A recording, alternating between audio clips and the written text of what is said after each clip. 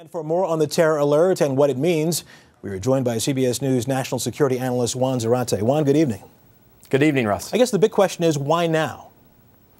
Well, Russ, the alert comes at a time when authorities are learning more and more about this al-Qaeda-directed plot at Europe.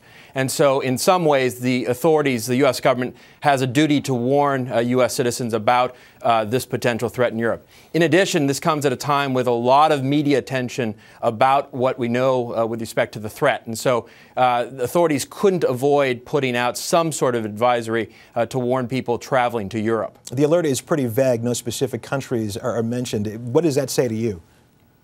Well, it says a couple of things. First, that authorities are still worried about the seriousness of this threat, directed by bin Laden to hit in Europe with assault teams and Mumbai-style attacks. It also suggests that they're worried that this may be evolving. It's not clear what the media coverage has done to change the direction of the plot.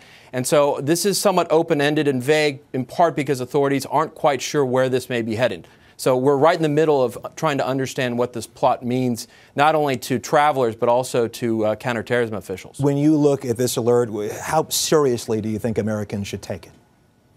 Well, I think they should take it seriously in light of what we know about this plot. Again, something directed by bin Laden and al-Qaeda to hit in European cities should not be ignored.